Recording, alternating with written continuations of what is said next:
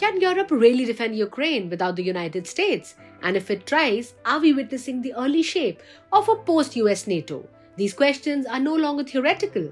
Since Russia's full-scale invasion in 2022, the United States has provided over $75 billion in military aid to Ukraine, more than all the European countries combined.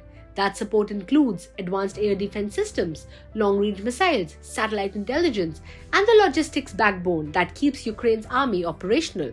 But political uncertainty in Washington, combined with rising transatlantic tensions, is forcing Europe to rethink its dependence on American power.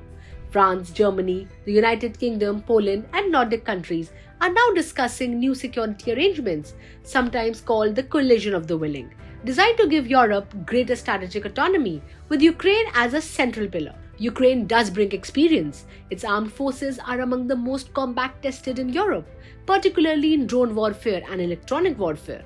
After nearly 4 years of high-intensity conflict, Ukraine fields hundreds of thousands of battle-hardened troops, yet the limits are stark. Ukraine has lost roughly 18 to 20% of its territory since 2014. Its military faces ammunition shortages, manpower strain, and a shrinking population.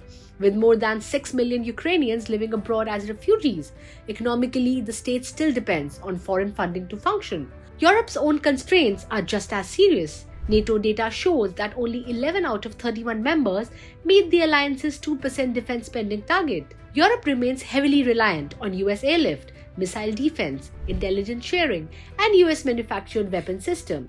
So what would a post-US NATO actually look like? Honestly, not a collapse, but a weaker alliance. More regional groupings, uneven guarantees, slower decision-making, and reduced deterrence. Without US leadership, NATO would survive, but with far less cohesion. Europe's ambition to stand on its own is real, but defending Ukraine without the United States would require levels of spending, unity, and industrial capacity Europe has yet to demonstrate. The question isn't whether Europe wants strategic independence, it's whether it's ready to pay the price. For more such interesting geopolitical deep dives, like, share and subscribe. Geopolitical Navigator. Thank you for watching.